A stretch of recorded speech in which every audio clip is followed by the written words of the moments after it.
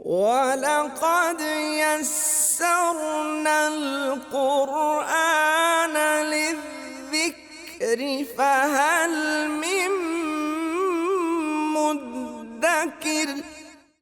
الحمد للہ وکفا وسلام علی عبادہ الذین اصطفیٰ، اشہد ان لا الہ الا اللہ وحدہ لا شریک لہ واشہد ان محمدا عبدہ ورسولہ صلی اللہ علیہ وآلہ وسلم۔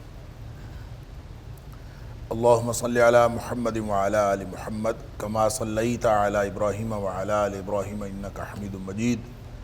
اللہم بارک علی محمد وعلی آل محمد کما بارکت علی ابراہیم وعلی آل ابراہیم انک حمید مجید۔ اما بعد فاعوذ باللہ السمیع العلیم من الشیطان الرجیم من ہمزہ ونفخہ ونفثہ۔ بسم اللہ الرحمن الرحیم۔ اتل ما اوحی الیک من الکتاب واقم الصلاۃ ان الصلاۃ تنہی عن الفحشاء والمنکر ولذکر اللہ اکبر واللہ یعلم ما تصنعون۔ آپ تلاوت کیجئے اس چیز کی جو آپ کی طرف کتاب نازل کی گئی ہے، وحی کی گئی ہے آپ کی طرف کتاب، واقم الصلاۃ، اور آپ نماز پڑھیے، نماز کو قائم کیجئے۔ ان الصلاۃ تنہی عن الفحشاء والمنکر، بے شک نماز منع کرتی ہے بے حیائی کے کاموں سے اور برائی کے کاموں سے۔ وَلَذِكْرُ اللَّهِ اکبر، اور جو اللہ کا ذکر ہے وہ تو یقیناً بہت بڑی چیز ہے۔ وَاللَّهُ يَعْلَمُ مَا تَصْنَعُونَ، اور اللہ خوب جانتا ہے جو کچھ تم کر رہے ہو۔ آیت نمبر 45 سورۃ العنکبوت، جو کہ 21ویں پارے کی پہلی آیت بھی ہے، یہاں سے آج کے سبق کا آغاز اللہ کی توفیق سے ہو رہا ہے۔ اور سورۃ العنکبوت کے بارے میں یہ بات پہلے عرض کی جا چکی کہ یہ وہ مقام ہے کہ جس میں دلائل توحید بھی دیے گئے ہیں،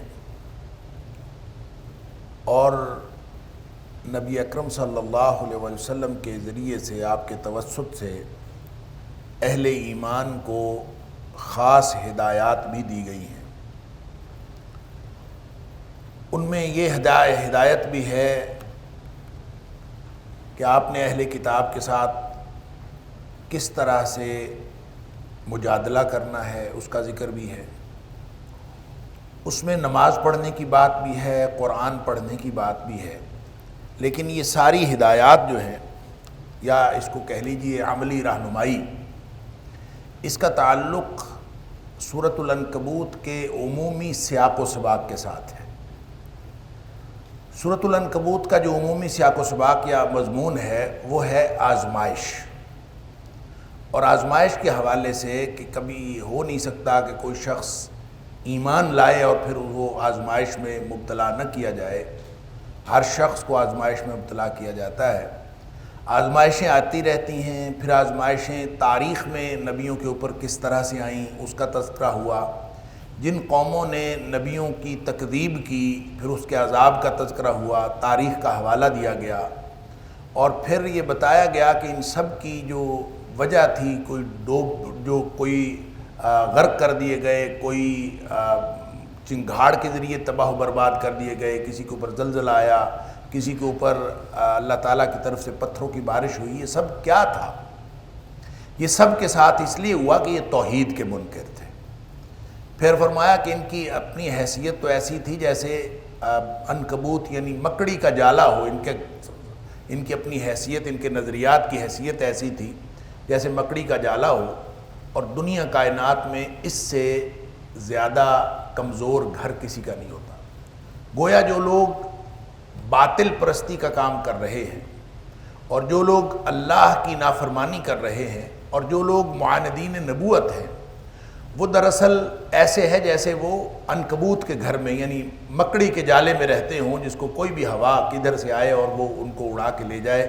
کسی بھی وقت وہ عذاب کا شکار ہو سکتے ہیں اور تباہی و بربادی کا شکار ہو سکتے ہیں۔ ان کی حیثیت یہ ہے کیونکہ اللہ تعالیٰ نے دنیا کائنات میں جتنی بھی چیزیں پیدا کی ہیں وہ حق کے ساتھ، خلق اللہ السماوات والارض بالحق، یہ سب کچھ جو اللہ نے پیدا کیا ہے یہ حق ہے، یہ ظاہر ہوتا ہے اپنی نشانیوں سے۔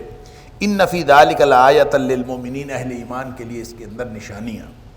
گویا پورا سیاق و سباق یہ تھا کہ یہ بھی بتا دیا کہ نبی اکرم صلی اللہ علیہ وسلم کے اوپر آزمائشیں آئی ہیں، لیکن بالآخر کامیابی نبیوں کی ہوتی ہے اور اللہ کے رسول صلی اللہ علیہ وسلم اور اہل ایمان کامیاب ہوں گے۔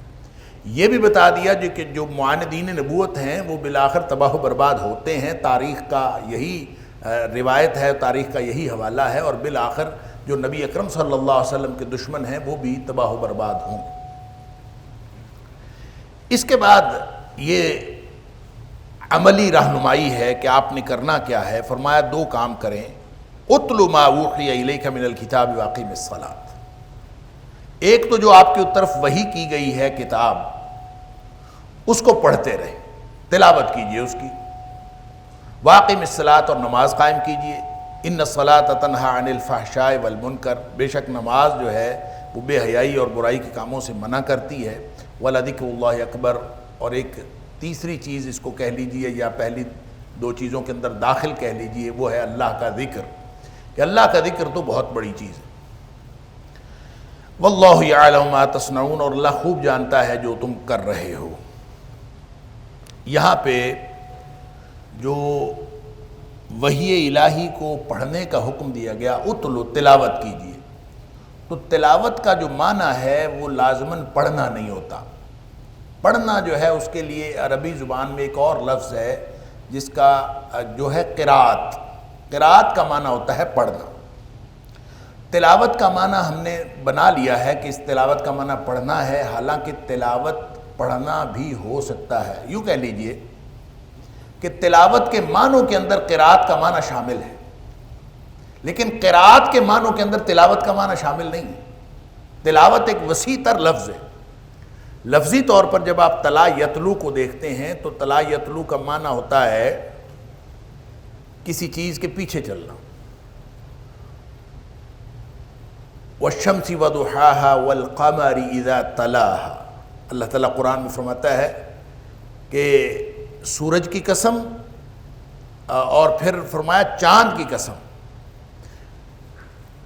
والقمر اذا تلاها، اس وقت جب وہ پیچھے آتا ہے، اور پیچھے کیسے آتا ہے؟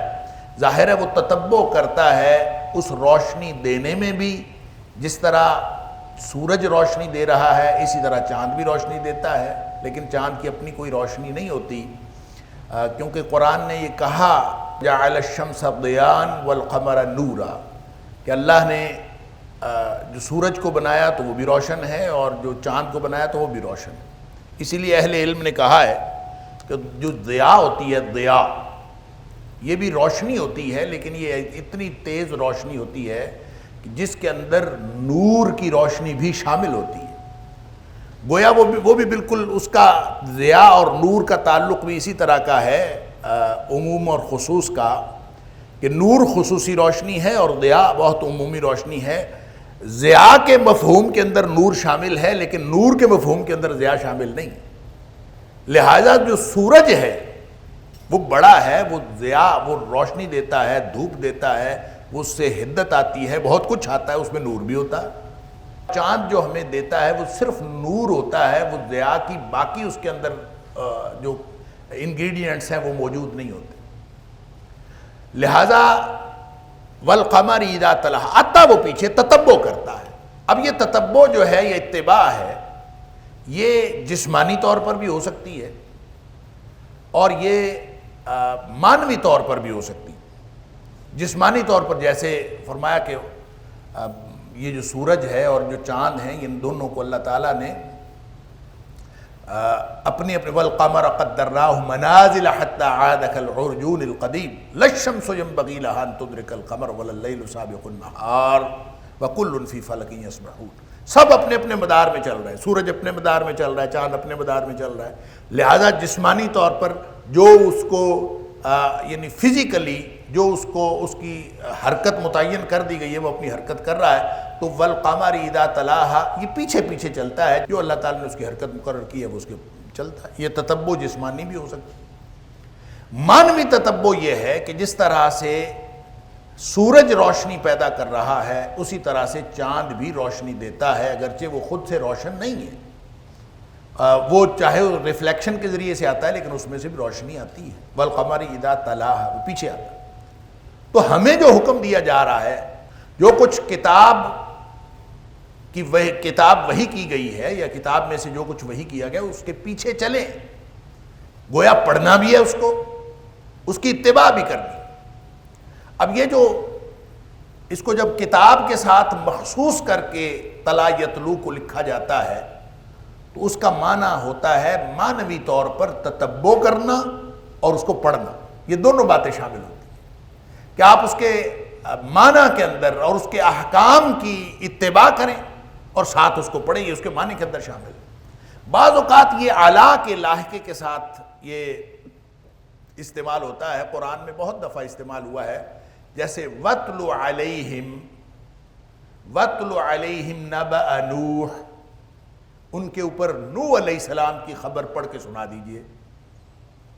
وَاتْلُ عَلَيْهِمْ نَبَأَ ابْنَيْ آدم، ان کو آدم علیہ السلام کے دو بیٹوں کی کہانی سنا دیجئے۔ وَاتْلُ عَلَيْهِمْ نَبَأَ ابراہیم، ان کو کہانی سنا دیجئے ابراہیم علیہ السلام کی۔ تو اس کا مطلب یہ ہے کہ جب وَاتْلُ عَلَىٰ آئے گا تو اس کا معنی ہے کہ یہ آپ نے کوئی چیز سنانی ہے ان کو، اس کا مطلب سنانا ہے، پڑھ کے سنانا، کوئی خبر کوئی کہانی سنانا، وَاتْلُ عَلَيْهِمْ۔ لیکن یہاں پہ عَلَىٰ نہیں ہے۔ اب دیکھیں اُتْلُ مَا أُوحِيَ إِلَيْكَ مِنَ الْكِتَابِ وَأَقِمِ الصَّلَاةَ، اب یہاں پہ عَلَىٰ نہیں ہے، اب کوئی چیز سنانی نہیں ہے یہاں پہ، یہاں کوئی ایسا کام ہے جو خود کرنا ہے، اور خود کرنا کیا ہے؟ پڑھنا ہے اور اس کے پیچھے چلنا ہے۔ اللہ اکبر۔ یہ اسی طرح سے مطلقاً اتلو کے ساتھ یہ سورہ کہف کے اندر بھی استعمال ہوا۔ وَاتْلُ مَا أُوحِيَ إِلَيْكَ مِنْ كِتَابِ رَبِّكَ لَا مُبَدِّلَ لِكَلِمَاتِهِ وَلَن تَجِدَ مِن دُونِهِ مُلْتَحَدًا، یہ وہاں بھی استعمال ہوا۔ اس کا مطلب یہ ہے وَاتْلُ مَا أُوحِيَ إِلَيْكَ مِنْ كِتَابِ رَبِّكَ، جو تیری رب کی کتاب ہے، تیری رب وحی کی گئی ہے، اس کو پڑھیے اور اس کے پیچھے چلیے، اس کا حکم مانیے۔ لہذا اس کا معنی ہوگا حکم ماننا۔ اتلو کا معنی ہے حکم ماننا، اس کے پیچھے مانوی طور پر چلنا۔ اصل میں پورے سیاق و سباق کو کبھی ذہن سے محو نہیں ہونے دینا آپ نے کہ ہم کس سیاق و سباق کے اندر یہ قرآن کی آیات پڑھ رہے ہیں، یہ آیت پڑھ رہے ہیں۔ سیاق و سباق آزمائش کا ہے کہ بے شمار آزمائشیں نبی اکرم صلی اللہ علیہ وسلم پر اور اہل ایمان کے اوپر آئی ہیں اور وہ آزمائشوں میں مبتلا کیے گئے ہیں۔ آزمائشوں کا مقابلہ کرنے کے لیے دو ٹول دیے جا رہے ہیں۔ ایک ٹول یہ دیا جا رہا ہے کہ قرآن پڑھیے۔ قرآن پڑھنے سے کیا ہوگا؟ ظاہر ہے اس کا مطلب صرف قرات نہیں ہے۔ اگر صرف قرات ہوتا تو یہاں پہ معنی ہوتا وَقْرَؤُوا، کہ قرآن پڑھیے۔ یہاں پہ ہے اتلو، تلاوت کیجئے۔ کیا مطلب؟ پڑھنا بھی ہے، اس کے معانی کے اوپر غور بھی کرنا ہے، اس کو سمجھنا بھی ہے، اس پر عمل بھی کرنا ہے، اس کے پیچھے بھی چلنا ہے۔ لہٰذا یہ سارے مفاہیم اس کے اندر شامل ہیں۔ اللہ اکبر۔ قرآن صرف پڑھنے کی کتاب نہیں ہے، اگرچہ پڑھنا بھی قرآن کے مقاصد میں سے ایک مقصد ہے جو اتلو کے اندر شامل ہے۔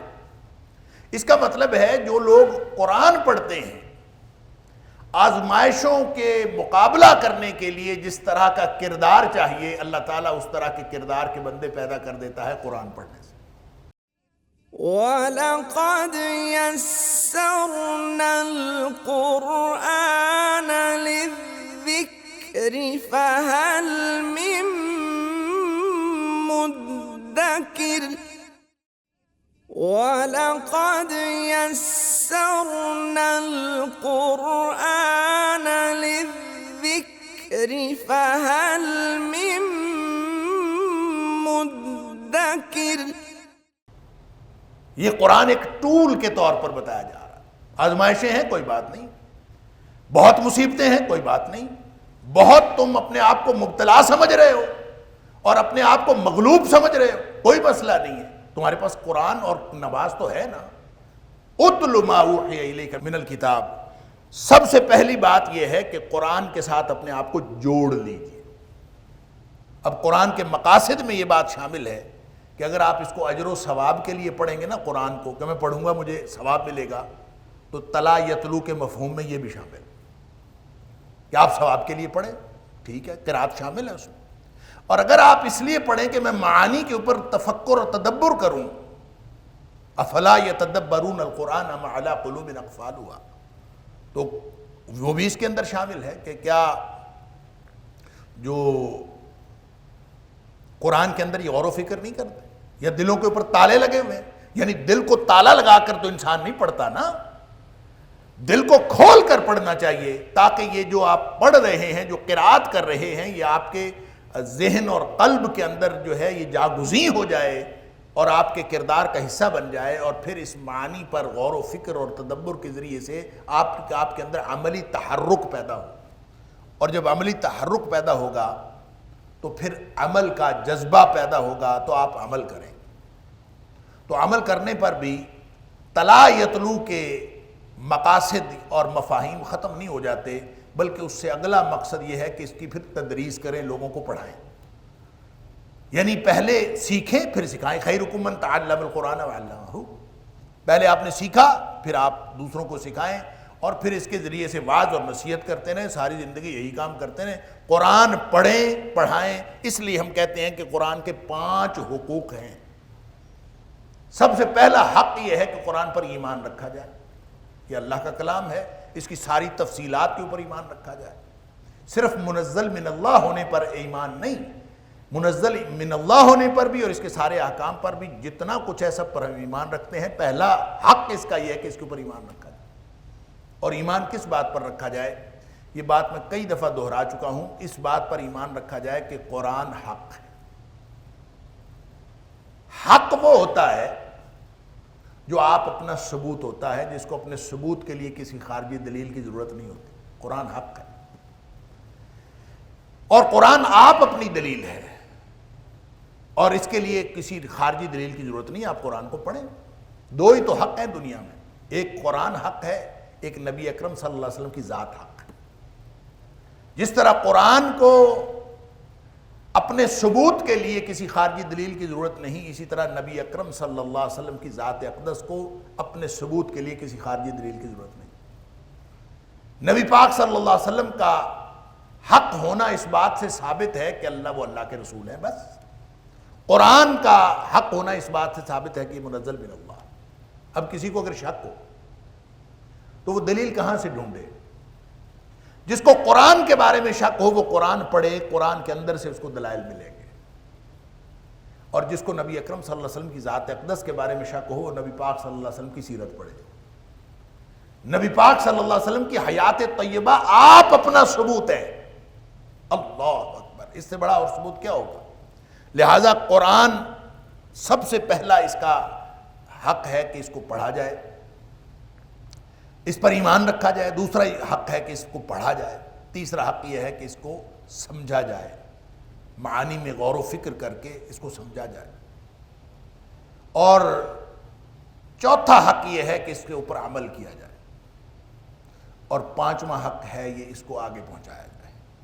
پھر عمل کرنے کی بھی مختلف ڈائمنشنز ہیں اور مختلف مراحل ہیں۔ کوئی شخص اکیلا ہے تو اس کو اکیلے کو عمل کرنا ہے، جو کسی جگہ کا حکمران ہے تو اس کو خود عمل کرنا بھی ہے اور اس کو امپلیمنٹ کروانا بھی ہے، وہ بھی عمل کے اندر شامل ہے۔ تو 5 حق قرآن کے ہیں، یہ کریں گے تو اتل ما اوحی الیک من الکتاب، اس کا معنی اور مفہوم اور مقصد پورا ہوگا کہ آپ نے صرف قرآن پڑھ پڑھ کے اجر و ثواب کے لیے رکھ نہیں دینا، وہ قرات ہوتی ہے، قرات اس کے اندر شامل ہے، لیکن اصل میں اس کے احکام پر عمل کرنا ہوگا۔ کیا اس سے آپ کسی شاعر کا کلام بھی پڑھ لیں بار بار، کوئی شاعر کوئی ادیب، اس کا ادب پارا کوئی چھاپارا آپ اس کا پڑھیں، بار بار پڑھیں، تو اس سے کیا نتیجہ کیا نکلتا ہے؟ نتیجہ یہ نکلتا ہے کہ آپ کو ایک خاص انس پیدا ہو جاتا ہے اس شاعر کے ساتھ یا اس ادیب کے ساتھ جس کے کلام کو آپ بار بار پڑھتے ہیں۔ یہ اللہ کا کلام ہے، کیا خیال ہے جب آپ اس کو پڑھیں گے تو اللہ سے تعلق نہیں پیدا ہوگا؟ وہ جو تعلق اللہ سے پیدا ہوگا وہ اصل میں تمہاری اسٹرینگتھ ہے، وہ تمہاری قوت ہے. اس قوت سے تم مقابلہ کر سکتے ہو آزمائشوں اور مصیبتوں اور ابتلا کا. اور اس قوت کو حاصل کرنے کے لیے طریقہ کیا ہے؟ اتل ما اوحی الیک من الکتاب. جو قرآن نازل ہوا ہے آپ کے پاس ہے، یہ اتنا بڑا ٹول آپ کے پاس ہے. لوگ پریشانیوں کے حل کے لیے ادھر ادھر دھکے کھاتے پھرتے ہیں، حالانکہ اصل چیز تو قرآن ہے، اصل علاج قرآن ہے. ہمارے اوپر جادو ہو گیا. اب تو آج کل تو یہ بھی فیشن بن گیا کہ ہر تیسرا شخص کہتا ہے میرے اوپر جادو ہو گیا. جادو ہو گیا، نظر ہو گئی، حسد ہو گیا، جن شیاطین ہو گئے. یہ بیماری ہر گھر میں، جس سے پوچھیں اور لگتا ہے کسی نے کچھ کیا. کسی نے نہیں کیا، ہم نے خود کیا. ہم خود اپنے گھر کے اندر جادو کر رہے ہیں. جب گھر کے اندر بے نمازی موجود ہوں گے تو جادو نہیں ہوگا. جب گھر کے اندر ایسے لوگ ہوں گے بے نماز کی، جب وہ نماز نہیں پڑھتا تو اس کی نحوست پڑتی، تو وہ نحوست کے اثرات کو جادو سے زیادہ مختلف تو نہیں ہوتے. ہر گھر کے اندر جہاں اللہ کی نافرمانی ہو رہی ہے وہاں پہ نحوست پڑ رہی ہے. ہر وہ گھر جہاں اللہ اور اس کے رسول صلی اللہ علیہ وسلم کی نافرمانیاں ہو رہی ہیں وہاں نحوست پڑ رہی ہے. وہاں جادوگر کی باہر سے ضرورت ہے ہی نہیں، ہم خود کافی ہیں. اللہ اکبر. اور وہ جو قرآن نے کہا من الجنۃ والناس، شیاطین سارے جنوں میں سے نہیں ہیں، انسانوں میں سے بھی ہیں. لہٰذا وہ جو انسان شیاطین کا کام کر رہے ہیں وہ بھی تو کنٹریبیوٹ کر رہے ہیں نا ان شیطانی کاموں کے اندر. جو آپ اثرات دیکھ رہے ہیں ان کے اندر سارا کنٹریبیوشن ان انسانوں کا بھی ہے. اور اگر وہ انسان ہم خود ہیں تو اس کا مطلب ہے ہمارے گھر میں جادو کرنے والا کوئی اور نہیں، ہم تو خود. علاج کیا ہے؟ میں کہتا ہوں چاہے آپ کے اوپر جادو کیا ہو کسی نے، واللہ عالم، اللہ کو معلوم ہے. جادو ہو سکتا ہے کسی نے کیا ہو. اور جادو دو طرح سے اثرات کرتا ہے. ایک تو ڈائریکٹ حواس کے اوپر اثرات کرتا ہے، اور ایک اثرات کرتا ہے جنات کے ذریعے سے. ایک یہ ہے کہ کوئی شرارتی جن ویسے ہی وہ شرارت کر رہے ہوں، یہ بھی ہو سکتا ہے، جس کو کہتے ہیں آسیب کا سایہ، ہو سکتا ہے. اور تیسری بات یہ ہو سکتی ہے کہ نظر بد ہو، اس سے بھی بڑے برے اثرات ہیں. اللہ تعالیٰ معاف فرمائے. اور نبی اکرم صلی اللہ علیہ وسلم نے فرمایا کہ اونٹ کو، اچھے بھلے اونٹ کو ہنڈیا میں ڈال سکتی ہے اور اچھے بھلے انسان کو قبر میں ڈال سکتی ہے. نظر بد اتنی بری چیز ہو سکتا ہے اس کے اثرات. پھر حسد کے اثرات بھی ہوتے ہیں. تو اگر یہ ان میں سے کسی بھی چیز کے اثرات ہوں تو ہمیں اس طرف نہیں بھاگنا کہ اثرات کس چیز کے ہیں. یا اللہ کی طرف سے آزمائش ہو، ابتلا ہو، اللہ تعالیٰ نے آپ کے ایمان کو جانچنے کے لیے آپ کو ابتلا اور آزمائش میں مبتلا کیا ہو، یہ بھی ہو سکتا ہے. جانچنے کے لیے کہ ایمان ہے کہ نہیں. کیونکہ سب سے زیادہ تکلیفیں تو نبی پاک صلی اللہ علیہ وسلم کو آئیں، اور نبی پاک صلی اللہ علیہ وسلم فرماتے ہیں سب سے زیادہ مبتلا جو کیا گیا ہے آزمائشوں وہ نبیوں کو کیا گیا ہے، اور ان میں سے بھی سب سے زیادہ مجھے کیا گیا. لہٰذا امت میں سے بھی جس کا ایمان جتنا زیادہ مضبوط ہے اتنی زیادہ اس کو ابتلا اور مصیبت میں مبتلا کیا جاتا ہے. اور جس کا ایمان کمزور ہے اس کی آزمائش کم کی جاتی ہے. ہو سکتا ہے اللہ کی طرف سے ہو. اب اس کا بھی مقابلہ کرنے کے لیے ہمیں طاقت چاہیے نا، اسٹرینگتھ چاہیے. جادو ہے تو علاج چاہیے، نظر بد ہے تو اس کے مقابلے میں ایک ایسی شیلڈ چاہیے جو ہم نظر بد سے بچ سکیں. تحفظ اور پروٹیکشن چاہیے. اور اگر اللہ کی طرف سے آزمائش اور ابتلا ہے تو پھر ہمیں اس کا مقابلہ کرنے کے لیے قوت چاہیے کہ ہم ان آزمائشوں میں کامیاب ہو جائیں. یہ سب کچھ کا علاج صرف اللہ کی کتاب قرآن ہے. یہ جو دو ٹول دیے جا رہے ہیں یہی علاج. اتل ما اوحی الیک من الکتاب. سب سے پہلا کام تو یہ کرو کہ قرآن سے جڑ جاؤ. قرآن سے جڑ جاؤ گے، اس سے بڑی موج اور کوئی نہیں ہے. سبحان اللہ. اور دیکھیں قرآن سے جڑنے کے لیے سب سے پہلے اس کا متعلم ہونا پڑتا ہے نا. یعنی پہلے طالب علم ہوگا، بعد میں معلم ہوگا. تو پہلا قدم جو ہے جڑنے کا وہ بطور متعلم ہے. معلم بعد میں جا کے بنتا ہے۔ اور جو فرمایا خیرکم من تعلم القرآن وعلمہ، تم میں سے بہترین آدمی وہ ہے جو قرآن سیکھے اور سکھائے۔ تو جو پہلے قدم پر جڑا ہے نا سیکھنے کے لیے، اس کو پہلے ذکر کیا ہے اور سکھانے والے کو بعد میں ذکر کیا۔ خیرکم من تعلم القرآن، جو سیکھنے کے لیے جڑ گیا ہے وہ پہلے بہتر ہے، بہترین آدمی وہ ہے جو سیکھنے کے لیے قرآن کے ساتھ جڑ گیا۔ سبحان اللہ۔ سکھانے والا بعد میں، دونوں ہیں۔ خیرکم من تعلم القرآن وعلمہ، سیکھے اور سکھائے۔ اس کا مطلب ہے جو جتنے قرآن کے طالب علم ہیں وہ دنیا کائنات کے بہترین لوگ ہیں۔ سبحان اللہ۔ سکھانے والے بھی بہترین لوگ ہیں۔ اللہ تعالیٰ نیتوں کا اخلاص عطا فرمائے۔ لیکن اصل جو اللہ تعالیٰ نے یہ قرآن سے جڑنے کی برکت، جڑے تو صحیح قرآن کے ساتھ، اور پھر قرآن سے جڑنے کی برکت کے لیے وہ حدیث بھی تازہ کر لیجئے کہ جس میں نبی پاک صلی اللہ علیہ وسلم نے فرمایا تھا ان ھذا القرآن سبب، یہ قرآن رسی ہے، اس کو رسی سمجھ لیجئے۔ قرآن کی مثال ایسے ہے جیسے یہ رسی، اور رسی کیسی؟ طرفہ بید اللہ و طرفہ بایدیکم، اس رسی کا ایک سرا اللہ کے ہاتھ میں ہے اور ایک سرا تمہارے ہاتھ میں۔ سبحان اللہ۔ اب جو اللہ کے ہاتھ میں رسی کا سرا ہے وہ تو نہیں چھوٹتا نا، اس میں تو کمزوری نہیں آتی، کمزوری اس سرے میں آتی ہے جو ہمارے ہاتھ میں ہے۔ لہٰذا آپ اپنے اس سرے کو مضبوط کرو۔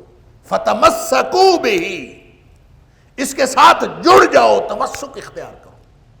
کیا ہوگا؟ دو گارنٹیاں ہیں، لن تضلوا ولن تہلکوا بعدہ ابدا۔ ایک تو قرآن سے جڑنے کے بعد کبھی تم گمراہ نہیں ہوگے، گارنٹی ہے اللہ کے رسول صلی اللہ علیہ وسلم۔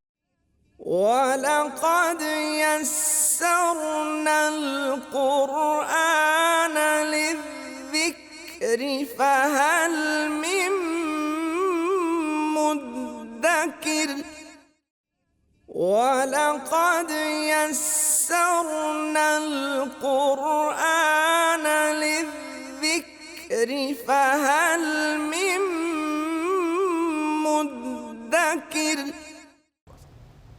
اور دوسری گارنٹی یہ ہے کہ وَلَن تَہْلِكُوا، کبھی برباد اور ہلاک نہیں ہوگے۔ یہ سوال ہی پیدا نہیں ہوتا بندہ قرآن کا طالب علم ہو، قرآن کے ساتھ جڑا ہوا ہو، قرآن کو اپنی سٹرینگتھ سمجھتا ہو، اور وہ ان چھوٹے موٹے جادوگروں اور حاسدوں اور نظر بد والے لوگوں سے وہ مغلوب ہو جائے، یہ ممکن ہی نہیں۔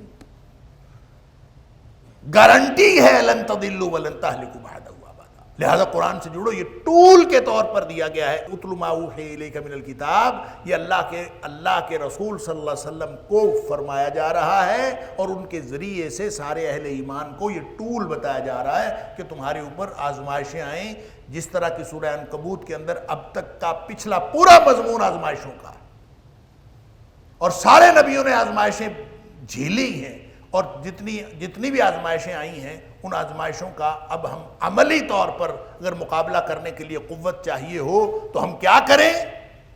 سب سے پہلا کام ہے قرآن سے جڑ جائیں، اور اس کے ساتھ جڑنا صرف پڑھنے کی حد تک نہیں ہے، اس کے پیچھے چلنے، اس کے جو احکام ہیں اس پر عمل کرنے کے لیے جت جائیں۔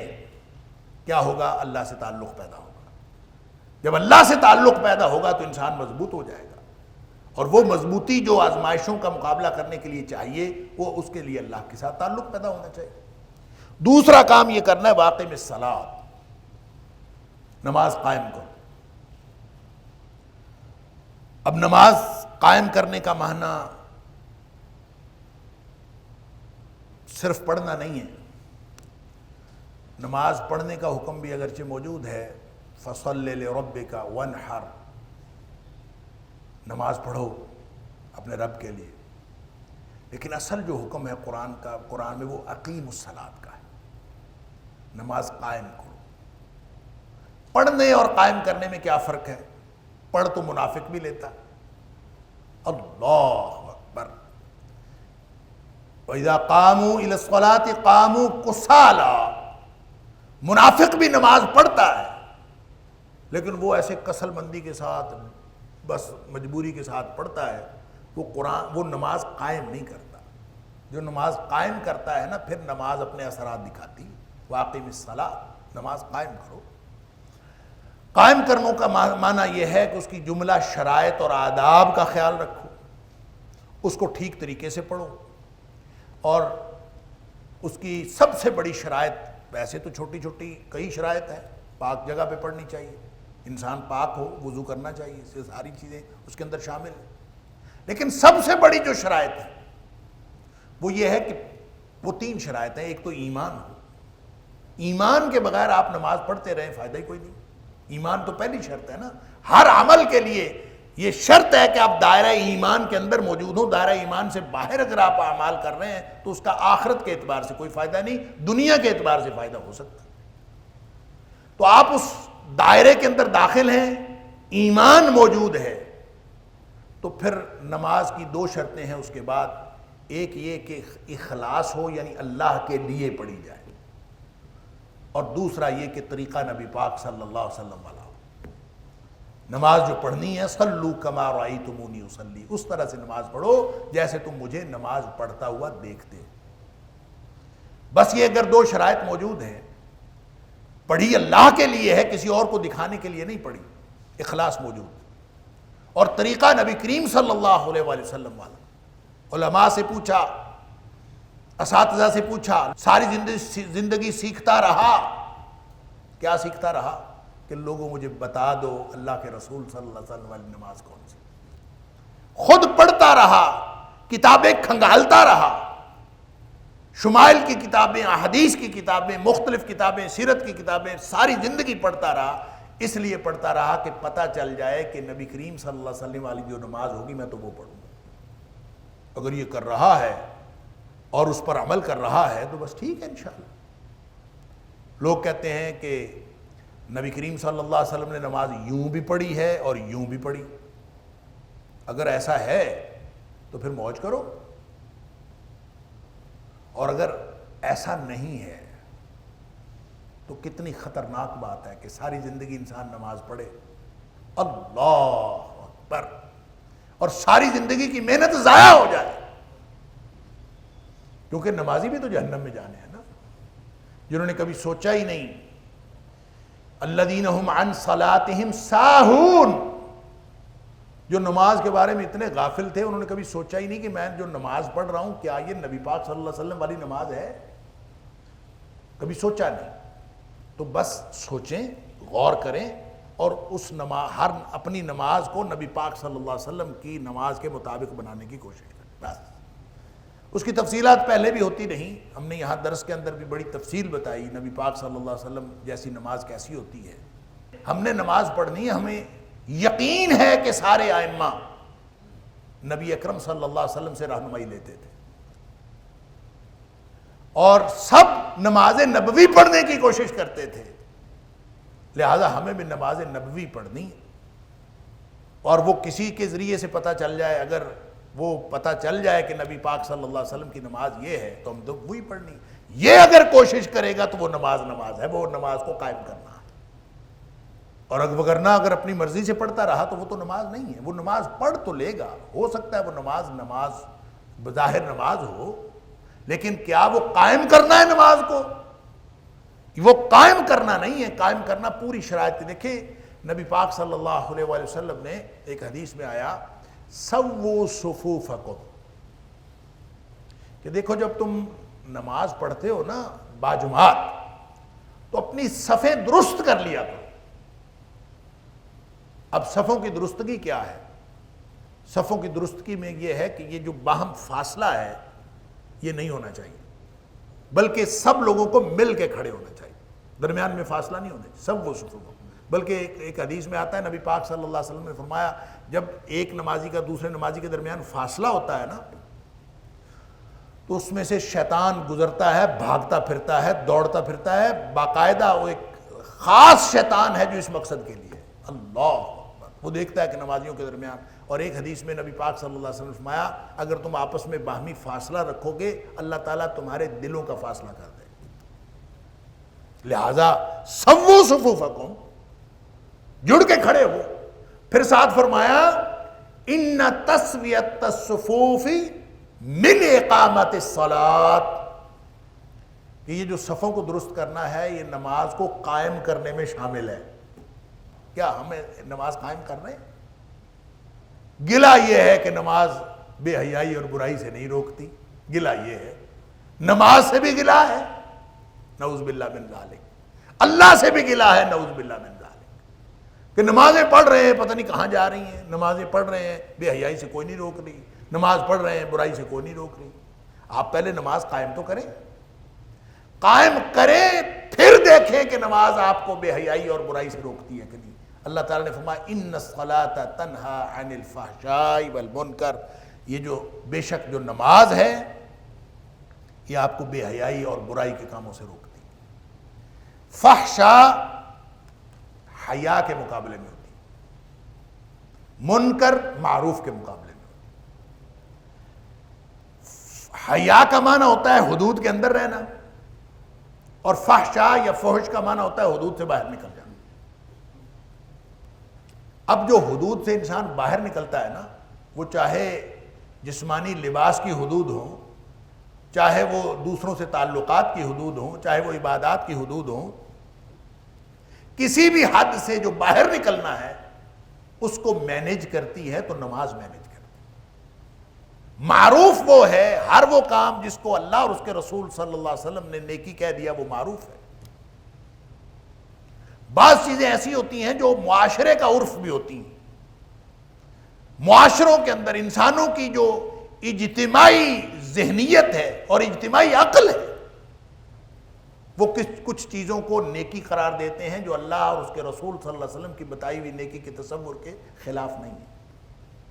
لہذا وہ عرف جو ہے، یہ فقہاء نے اور جو اسلامک سکولرز جو ہیں انہوں نے عرف کو بھی بڑی اہمیت دی، اور نبی پاک صلی اللہ علیہ وآلہ وسلم نے بھی جو اس معاشرے کے اندر کلچرل جو ایسی نیکیاں تھیں جو عرف سے تعلق رکھتی تھیں ان کو برقرار رکھا ہے. لہذا آج کے دور میں بھی ایسی چیزیں ہو سکتی ہیں، یہ معروف ہے، اس کے مقابلے میں منکر. نماز پڑھنے والا آدمی کبھی بھی کسی بھی طرح کے منکر میں مبتلا نہیں ہوتا، منکر سے بچتا ہے، بے حیائی سے بھی بچتا ہے، حدود پھلانگنے سے بچتا. وہ جو حیا اور بے حیائی کے درمیان ایک بالکل باریک سا خفیف سا پردہ ہے نا، حیا، اللہ وہ روکتا ہے انسان نہ یہ نہیں کام کرنا. وہ اس وقت تک قائم رکھتا ہے جب تک انسان نماز قائم کرتا، لیکن جو ہی حیا ختم ہو جائے، اذا لم تستحی فاصنع ما شئت، جب حیا ختم ہو گئی تو پھر جو مرضی کرتا. وہ حیا کا پردہ تھا وہ ختم ہو گئی. وہ جو حیا کا پردہ ختم ہوتا ہے اور انسان فحشاء کی طرف چلا جاتا ہے اور بے حیائی کی طرف چلا جاتا ہے اور حیا کے پردے سے نکل کر بے حیائی میں گم ہو جاتا ہے، اس سے نماز بچاتی ہے. ان الصلاۃ تنہا عن الفحشاء، یہ بے حیائی سے روکتی، والمنکر اور برائی سے بھی. اور ہر وہ چیز برائی ہے جس کو شریعت نے منع کیا، اللہ کے رسول صلی اللہ علیہ وسلم نے منع کیا، اللہ نے قرآن میں منع کیا، وہ منکر ہے، وہ برائی ہے. لہذا برائی سے بھی بچنا ہے، بے حیائی سے بھی بچنا ہے. اور بچاتا کیا ہے، ٹول کیا ہے؟ پہلے قرآن بتایا، اب نماز بتائی. نماز ٹول ہے آپ کو بچانے کے لیے. اگر کسی نے بچنا ہے تو وہ نماز پڑھے. إن هذا القرآن يهدي للتي هي أقوم ويبشر المؤمنين الذين يعملون الصالحات أن لهم أجرا كبيرا